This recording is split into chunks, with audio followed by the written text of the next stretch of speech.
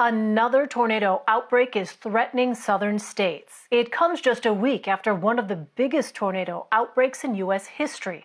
The bullseye will be over the same areas of the southeast that were hit hard over Easter weekend.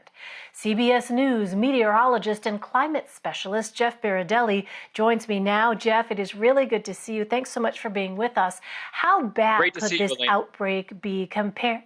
How bad could this outbreak be compared to the one that we saw last week? So this one's going to be dangerous, and it could prove to be almost as bad. It would be hard to be as bad as last week because last week was a top 5 all-time U.S. tornado event. We had 131 tornadoes confirmed, especially last Easter Sunday, and winds topped out at around 190 miles an hour in the Bassfield, Mississippi tornado. So that's a strong EF4, almost an EF5. And it was one of the biggest tornadoes ever, over 2 miles wide and on the ground for over 60 miles. So that was a devastating tornado outbreak. This one has the potential to be very powerful, but it will be really hard to measure up quite to the levels of last week. Nevertheless, this could be a very dangerous tornado outbreak, and we could once again see strong EF3s or maybe a couple of EF4s. So don't let your guard down and have your plan in place now. It's going to get worse and worse, especially later in the day and more so the middle of this evening. And so, Jeff, what areas are expected to be most heavily impacted this time around? Unfortunately, it's going to be almost the exact same areas that were hit hard last time. The difference is it's not going to be quite as widespread. It's mostly going to be central and southern parts of Mississippi, Alabama into Georgia, central, northeastern parts of Louisiana as well. The reason why is just like last week, we have a disturbance coming out of the deep southwest. It's not as strong, but it is going to invigorate a low-level jet stream, pull a lot of warmth and humidity from the Gulf of Mexico, and you can see all that red and that white in the jet stream. That indicates really strong winds in the lower and mid part of the atmosphere that get pulled down to the surface when you have very strong or severe thunderstorms.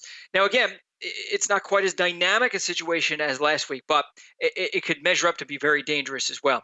So this is where the threat area is, and the red is where we have a 4 out of 5 on the scale of severe weather today. The worst of it is going to start out later this afternoon, Louisiana into Mississippi. Look at that line around Jackson, Meridian, and Montgomery. Those purples and reds, those are rotating supercell thunderstorms that could very well spawn tornadoes. And then the threat moves east into southeastern parts of Georgia, maybe the panhandle of Florida, and eventually tomorrow morning into South Carolina and the coast of North Carolina, where we have lesser of a risk of tornadoes, but still a big risk. We'll kind of rewind that one more time for you because I want to show you where the worst is going to be. Here we are this afternoon. It's really, getting ready across parts of Louisiana and Mississippi. And then the worst of it is over Alabama as we head into the evening hours into Georgia as well. Rainfall is another problem. So the warm front's going to stay parked. So this boundary is like train tracks, and these storms are going to rotate right along it just over and over again. So where you see the red and the orange, that's 4 to 5 to 6 inches of flooding rain and flash flooding. So that's another problem that we have. And also, golf ball plus size hail. And obviously outside of the tornado threat, we've already seen winds gusting without tornadoes over 80 miles an hour. So it's a dangerous situation in the southeast.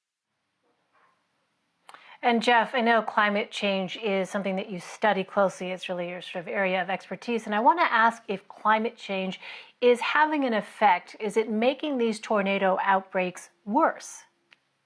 It does seem to be increasing the number of tornadoes in outbreaks. So overall, it does not look like climate change is making for more tornadoes. In fact, it's even possible it may be decreasing the number of overall tornadoes.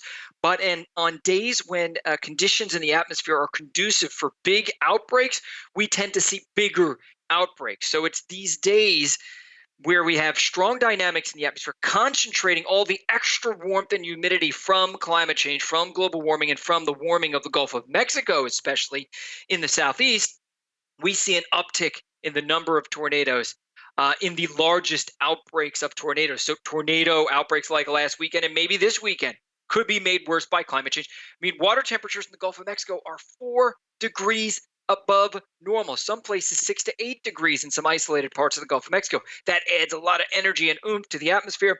And you can also see this.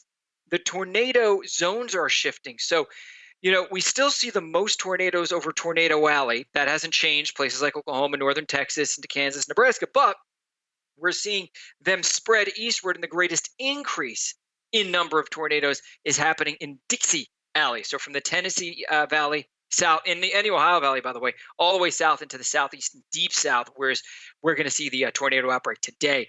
So one thing I want to leave you with is, once again, folks are going to be, I think, reticent, maybe resisting going to shelters today, because they may not they themselves, they may not want to put themselves in harm's way of getting COVID-19. But if you have a big tornado heading your way, that could very well pose a greater danger to you. The bottom line is the decision is going to be up to you. Officials are urging that you do use shelters. You'll have to decide that before the tornado heads your way. So start thinking about it right now and have a plan in place in case it were to happen. What are you going to do? All right, Jeff Berardelli with some good advice for us. Jeff, thank you very much. You're welcome.